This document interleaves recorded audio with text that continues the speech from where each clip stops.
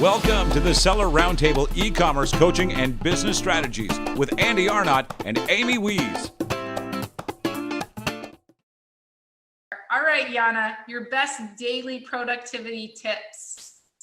So I'm also a person, I was just like listening to Isabella and I'm like, well, are you talking about me or like who's this person? Because like I also get like super distracted. I just like really need to like work on my focus for like I even tried like like taking mushroom coffee, like all of these other like supplements and like stuff that people do, which I read about, and none of it actually helped because like was not actually sure like that I really want to do that like that day. And I'm just like one day I'm like I'm just gonna like stare through the window and that's just how it's gonna be, and and it's fine. But when you have something you have to when you have to be done with something very urgently, like there, you don't have space to kind of look through the window basically the whole day. So basically, like first when I started like working and with a company and everything, I had like a zillion like tasks like I had to do like each day, and I always wanted to like do the most I can from my list. But like fast forward to like 2 years later, like I literally try to focus on like two parts of my day, the morning and evenings, if I'm not like going out or like seeing friends. Like I wake up in the morning, like the previous day in the evening, I write down what are gonna be my top 3-4 tasks, not more than 3 or 4, because I know I'm never gonna like probably I'm gonna be finishing like 3 of them. Like that's like my best bet. And then I wake up in the morning, I double check what I have, I check some new emails, some urgent messages. Then I delegate. This is also I had to learn the hard way. And the first time I delegated was after I think of 7 months of working for 24 hours every day by myself. I desperately needed a vacation. So me and Lazar, we decided to treat ourselves and we went to the Maldives. And I was bringing my laptop and he was like, "You're not bringing your laptop." I'm like, "But what if something goes wrong?" And he's like, "You're not doing it." And I'm like, "Okay, I have to delegate, and I don't know if I'm gonna have this company when I'm back from this freaking vacation, but this is just something I have to do." And I'm like, okay, I'm gonna hire someone and pray to God that this person will understand how this works. And then like the first days of my vacation, I was in complete hell. I was like, I just want to check my email, just want to see if something is okay or not. And that was hell. But then day 4, that's when my vacation started, and I'm like, I don't freaking care. I cannot live like this anymore. So literally like now my day in the morning, I delegate everything. Thank God I have a project manager, I have an assistant, I have like a really big team of people, and they know what to do. And then, I just tell them what to do. I organize business a little bit, they give me some briefings. And then I have to do something else, which doesn't have to do anything with business.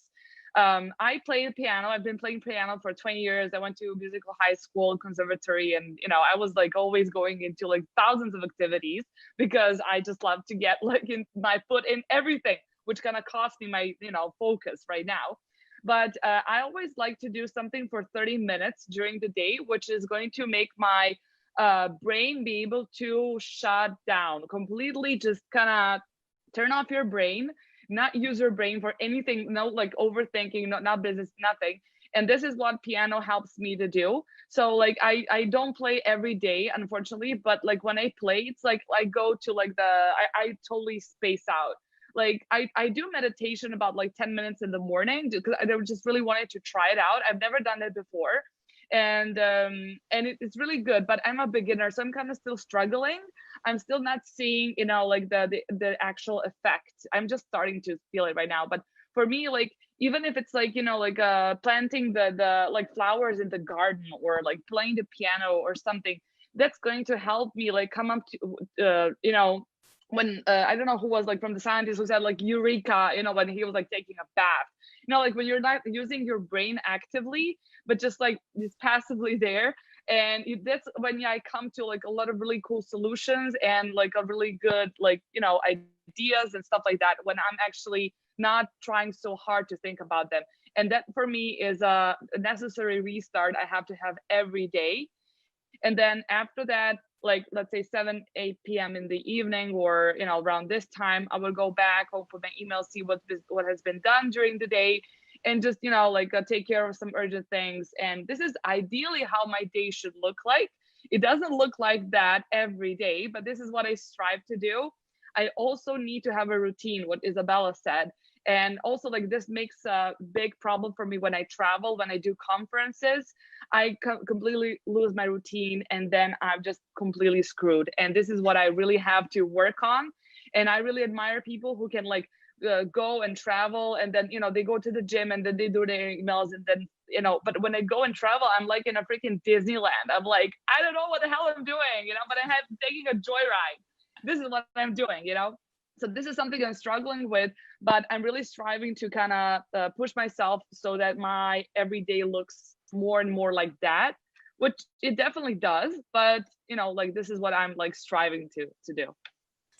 I love that. I love how you said, I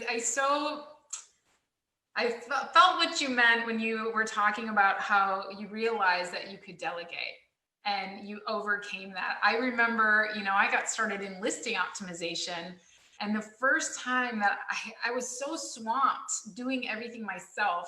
And I remember the first time I hired someone, and I trained her everything on listing optimization, you know, and the first time that she did the whole process start to finish, and I watched the video that she created for our client, I cried. I cried. I was like, oh my gosh, this is such a big moment. I don't have to do this myself forever. I'm not the only person who can do this. So it was just such a beautiful, amazing moment. And I think, you know, you just saying that right then and there really is going to resonate with so many people who are struggling and thinking, oh my gosh, you know, I can never train anyone to do this. I'm not good at training. I'm not good at delegating. But even if you kind of force yourself, I love Mike Michalowicz's book, Clockwork, because the whole mindset is, I'm going to take a 4-week vacation from my business. And in order for me to take this 4-week vacation, and I'm going to no man's land, I'm not going to be able to pick up the phone. I'm not going to be able to do anything. So, you know, focusing on, like, I'm going to leave for 4 weeks, and I better make sure someone else can send that email. I better make sure someone else can do this, can do that, right? And then, isn't it funny? I mean, all of us ladies work on teams now. Isn't it funny when you start to delegate and you realize, like, oh my gosh, I could have never done what this person did for my business by myself. You know, it's the most amazing thing. And you're like, wow, why didn't I do that earlier? I just want to add one thing, and I think a lot of people are afraid because even if when you delegate, you're like, I could have done this like much better than this person I delegated to. And I just think that nobody is going to be as good as you are, especially for your own business. But this is something you have to accept and be like, okay, but this person is doing, you know, she's good enough, and that's it. Nobody is going to be as good as you. I mean, rarely somebody is like as good as you because you are the business owner. You have like this, you know, protocols and everything. You know how it's going to be like top notch. But you should just be happy if you find someone who is loyal and who is hardworking and can do things good enough. And I'm just super, super happy with that. Yes, that is such a good tip. I love that. Oh my goodness, we're putting out so much gold in this. So let's go to our long term, because I kind of think we covered like our weekly, but maybe we can lump it in together, right? Like where we talk about kind of how do we get things done for the week, but then also how do we focus on maybe like a longer term goal? Like this month, I want to get this done. I know for me, what I work on is at every Friday afternoon, I take the time to look at what's coming up. And what's coming up for, you know, what big events are coming up, what big things are coming up. And then I break those things down into big tasks.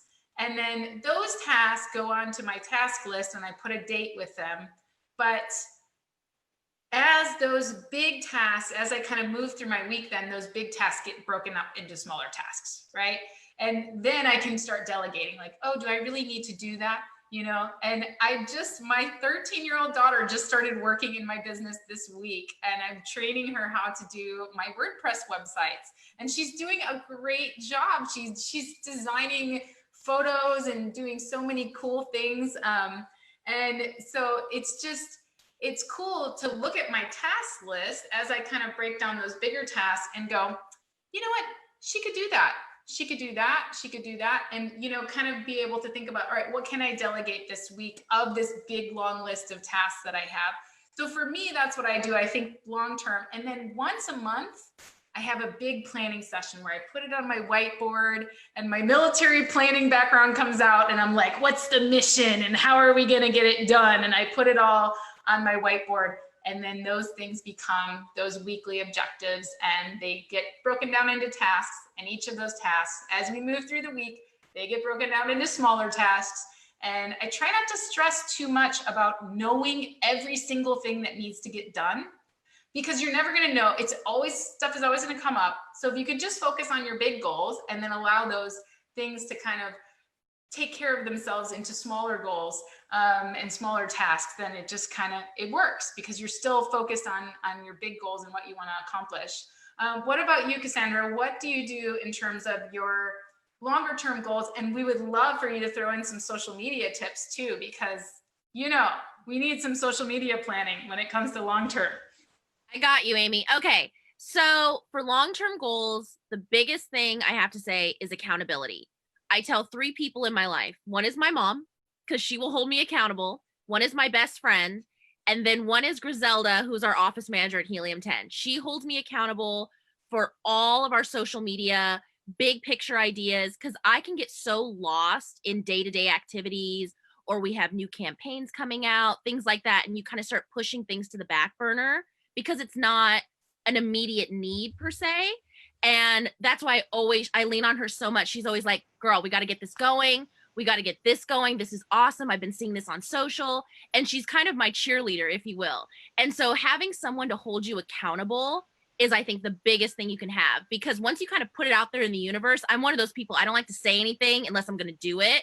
And then once I say, it's like, oh man, okay, I got to hold up to it. So for social media, I think you got to look at the big picture too. I love what you said about events and looking at the larger picture and what's coming down the line. So then you can plan something big.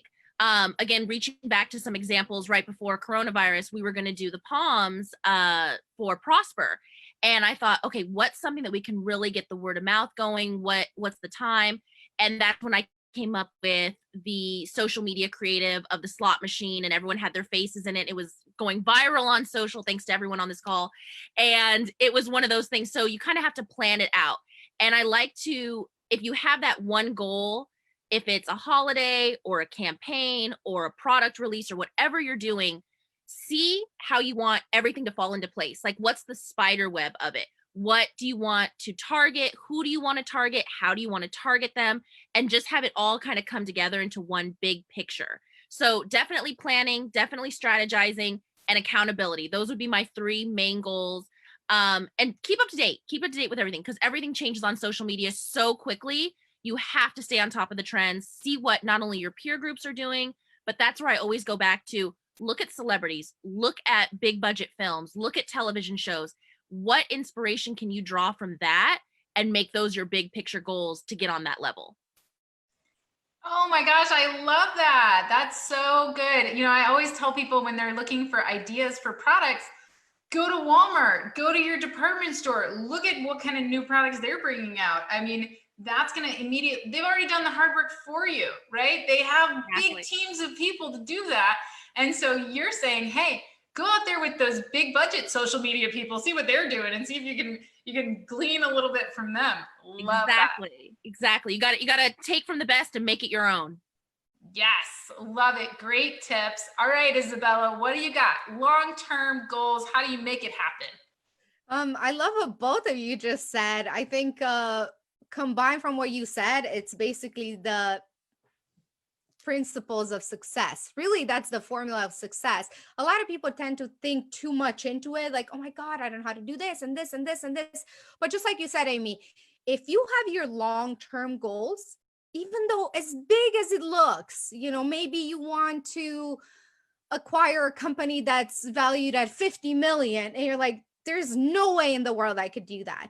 But if you put that goal out there and then you start working it backwards and breaking it into still those bigger tasks, but then those bigger tasks, you break it out into the smaller tasks, then that's your formula. And then taking what Cassandra said, accountability, because we're only so good. We're only so powerful within ourselves because we're still humans. We still go through everyday's challenges. You might not feel like it today. Tomorrow you may not feel confident.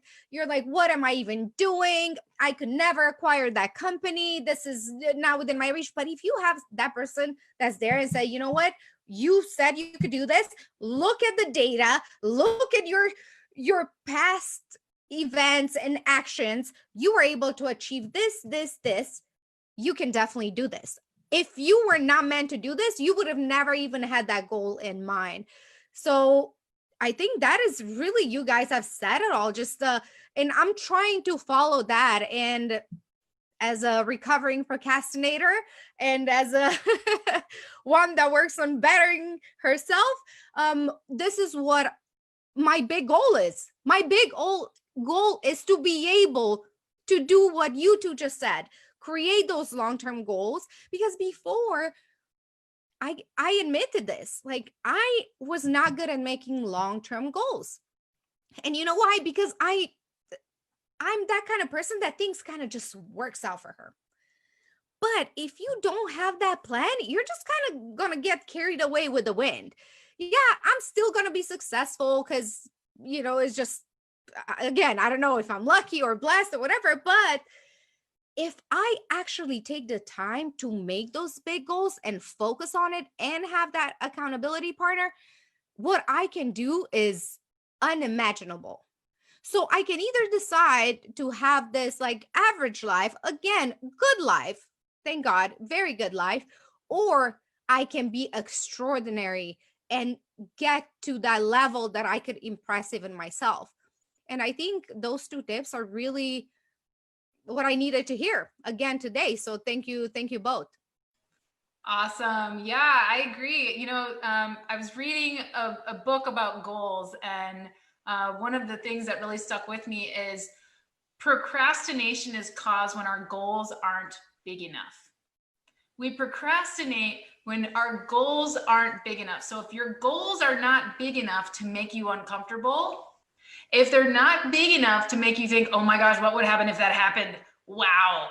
You are going to procrastinate because you're not motivated. It's not motivating enough for you to move forward, right? So have big goals. Don't be afraid to have those big goals, because those big goals that make you uncomfortable, those are the ones that are going to get you out of bed in the morning and are going to get you moving toward those goals. So I love that. Awesome tip. I just want to say hi really quick. We've got Susan, Alexandra, we've got Robbie, we've got Muhammad Kohel, we've got Hamid out here. Everybody's out here saying hello. We just want to say hello back to you. Thanks for joining us. They're giving us some love here in the live. So just want to say hello to everyone and thank you for joining us. And then I, of course, do not want to forget Yana here on the long-term goals. What do you got for us, Yana? Okay, I actually pulled out our Google Sheet because I kind of hate and I love Google Sheets. Like, it's like I'm never going to use this Google Sheet again, and then I use it forever. And that's a love and hate relationship.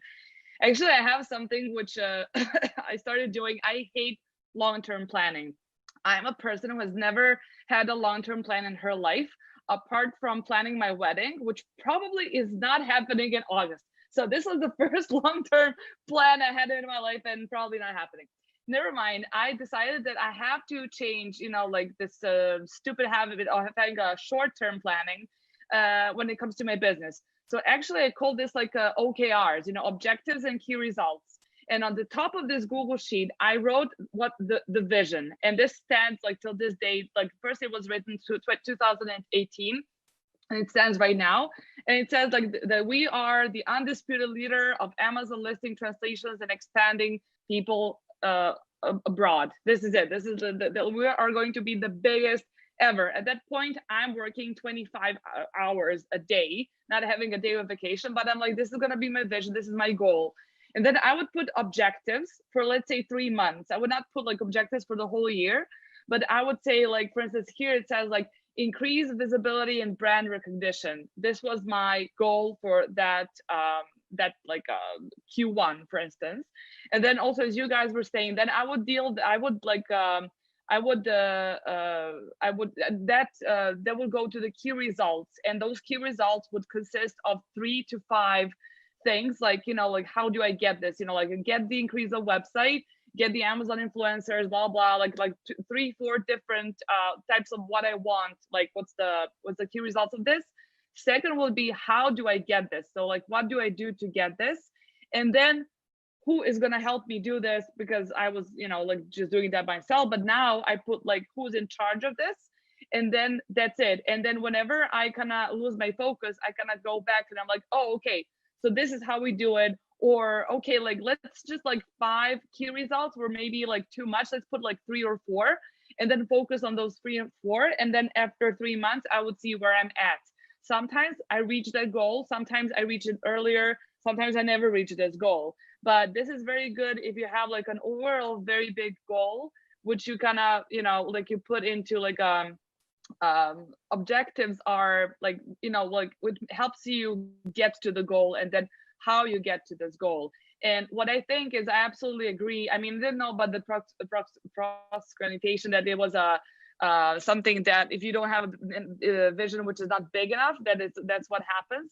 But I definitely think that you should definitely have a very, very big vision and very, very big goals. So like, you have to think like, if I'm doing this, I'm gonna be the best in the world, and that's it. And don't feel like, am I crazy for like, you know, thinking this? Like, I'm just like this person from Serbia, like outside of the EU, outside of everything. Like, how could I even dare to think that I'm gonna have a big team one day?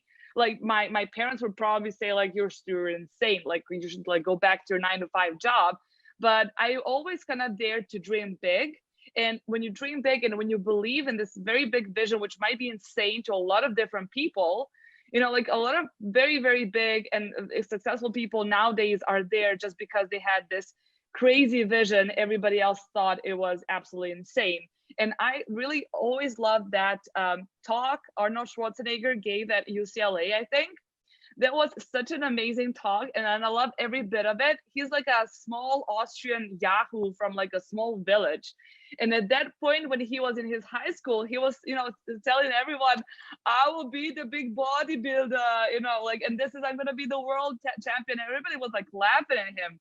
But he was like, no, I'm going to do whatever it takes. And, you know, like, that guy was a governor of California at one point. I mean, you know, like, nothing is impossible, honestly. And I totally believe in every part of that. Yes. The biggest thing that you said there is write it down. Dream big and write it down. Yeah. Because if you don't write it down, it's not going to happen, right? The closer we can visualize our goals, the more real they become for us. And so when you write it down and you put it, and maybe you use, I know a lot of people use the 12-week yearbooks framework for that, where, you know, you kind of put them on a spreadsheet and you break down each of your objectives and your goals. If I had an office, definitely I would like make it like on a whiteboard, so like all of my employees could see that and like walk by it every day and check out like where was the problem, what did they do, what did they stop. Unfortunately, I have a remote team and we all live on Slack, but I might just, well, you know, send this to their emails. It's a good reminder for myself to do. Yeah, and I think sometimes we use Airtable for that. We'll put it in an Airtable, and then you just invite your team members. And then when you come together on a virtual meeting, you can go over those objectives together, and everybody can kind of say like their wins for the week, or you know, and they can see how they fit into the bigger picture of making the company successful. So I love that you brought that up. Thank you. That's awesome. I think that's really going to help people out there for productivity. All right, you guys, we've given some amazing productivity goals. We've given some uplifting advice. So hopefully everybody has a little fire underneath them. Let's wrap it up with what everybody is going to be talking about at this Branded by Women conference. So those of you who aren't sure what the Branded by Women conference is, you can go to brandedbywomen.com and check it out. And Danny McMillan has put together this amazing list of women. I mean, I'm humbled to be speaking among them. And so I'm going to be talking about at the Branded by Women conference. It's a virtual conference. It's free to attend. I mean, 3 days of content. You can't go wrong with that. So at this conference, I'm going to be talking about how to actually validate your product ideas. So we'll be talking about how can you make sure that someone's going to buy that product before you go investing thousands of dollars in new inventory. So I'm going to help you launch your new products with confidence. So that's what my talk is all about. But I would love to go around the circle here and hear what each of you is going to be presenting at the conference and get everybody all excited about attending. So let's go back to Yana and start there. So I will be sharing some of the most important like not the things, but I name it like an ABC on when you're selling on international marketplaces. So I'm gonna be talking a little bit about how listing optimization is more important than the price, how to do your keywords right, and how to focus on localization and how important that actually is. Yes, I have seen so many of your presentations on that though, but every time I pull gold out of them, and so many of us are now expanding into other countries. I know like when the US market on Amazon was kind of getting slow, Canada took off, right? So many people moved to Canada and Mexico, and Canada's a little bit easier with keywords, you know, because we're still speaking English.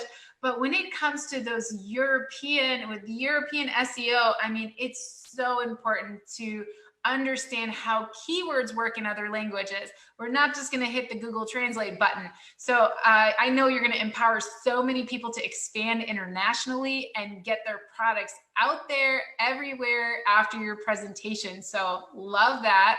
All right, Isabella, I know you're co-hosting. What are you going to be doing at the women's conference? I know it's still unreal, so humbled, like you said, Amy, and so honored that Danny not only invited me to have my own little section as a speaker, but to co-host this amazing event. I think it's going to be really amazing for everybody at home. You know, there's a lot of women who are behind their computers or they're with their kids and they're thinking, wow, this period of time right now, it's not good. And I wish I could do more. And then for that woman that's at home watching us on a computer, 30 women from different backgrounds, from different countries, and all coming together with their small expertise tips that they have, I think is just mind-blowing. Like, I wish this happened 10 years ago or 15 years ago or 20 or even when I was back in Romania, to have that inspiration. And it's so amazing that we can do this today.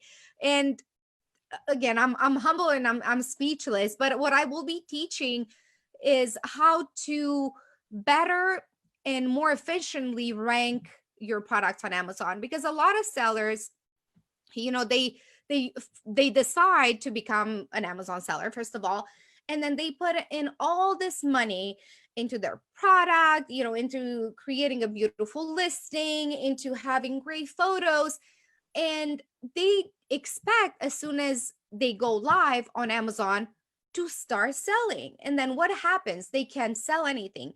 And then they go back to feeling really bad about themselves. One, because they spent all this money. Two, their product is unique. We all think our products are unique, and a lot of us have really unique products. But when it comes to Amazon, and competition is so high that somebody sitting at home, searching for that diaper bag, they're not going to know that yours is unique because it has like back pockets and this, because it's not on page one. Unfortunately, this is the reality we live in. The competition is fierce. There's all kinds of diaper bags on, the 5-10 pages, however many, and yours is at the end of that. So of course they're going to get disappointed, like, oh my God, how am I going to make it? Like, I just invested my whole life savings or something. So I just give a few tips on how you're able to access that. And it's definitely accessible to everyone if you plan it right, if you launch correctly, you make sure you've done your product research, make sure you use Yana's translations to make sure you're not missing those keywords that are necessary. Like Amy has this beautiful listing creation. You want to touch on every single one of these, and then of course use Helium 10 tools to be able to really become the best. But there's all these pieces, and then get to the point where you have to rank. So that's why I think this event is so beautiful, because it really has every single part that you need. And like Amy said, it's free. Like, it doesn't get any better than this. If you have decided to become an Amazon seller, this is the time. Watch that event, get as much golden nuggets as you can, and really just believe that you can do it. And that's another thing that I talk in my little speech, is mindset is everything, because you can learn and learn. And there's a lot of people out there who literally, that's all they do. They're master learners. They just learn this course, and then they go to YouTube, and then they do this, and they're in all the groups, and they're very active, but they never start. And they never start because they don't believe they can do it themselves. So most important thing is believe in yourself. And even if you don't, fake it. Just say, you know what, maybe I'm gonna suck, but start and learn as you go. Learn every single day, and one day you're gonna wake up and you're gonna be like, holy cow, I can't believe I did this. Now let me help somebody else. So this event is going to be amazing, and I can't wait to see you all there, really. Wow. Yes. Like, I'm there yesterday after that. Wow. Hurry up, Danny. Let's get it moving. We're ready to come to this conference right now. All right, Cassandra, we are going to come over to you. What are you talking about at the Branded by Women conference? Well, being from Helium 10, I had to bring you 10 tactics for female entrepreneurs for social media. So you're going to learn everything from finding your niche, how you can scope out the competition. Is there a market for this? How do you promote yourself? Tone, voice, branding, aesthetics, everything that you need. And that's the fun stuff. We're going to talk about embracing your inner celebrity, how you make yourself your own. You're the only person out there to get recognized. But then you got to go into the metrics. You got to go into the analytics. How do you measure those based on social media platforms? Each channel, each piece of medium, each piece of content, you've got to get that out there, and you really need to start analyzing and evaluating that. So I'm going to give you both, the fun stuff, and I'm going to give you the hardcore. You got to learn the analytics. You got to get down and dirty and get your brand going. So what I also wanted to touch on is, I loved what Isabella said, that this is a conference that's taking you throughout everything you need. It starts from 0 to 100. It's once you get your brand out there, how to market yourself. It's how to get started. I love that. Shout out to Danny McMillan. Yes, I remember your presentation at the Empowering Women's Conference. Cassandra, you gave so much gold. I was writing like wildfire, and every single slide that you put out there, we could have had a whole presentation on. Like, I love that. Thank you. It was awesome. It was really great. But I feel that way about all of you ladies. You give such good information. No matter how many times I've heard it, I always pull something else from it. So it is really, really great. We're so blessed to be able to do this together. And I just thank you ladies so much for being here with me today on the Seller Roundtable. And for everybody who is listening, get your butt over there to brandedbywomen.com and get out there and hang out with us at this conference. And you're going to learn so much. And you just got to start. All right, everybody. We will see you very soon. Bye. Thanks for tuning in. Join us every Tuesday at 1 p.m. Pacific Standard Time for live Q&A and bonus content after the recording at sellerroundtable.com. Sponsored by the ultimate software tool for Amazon sales and growth, sellerseo.com and amazingathome.com.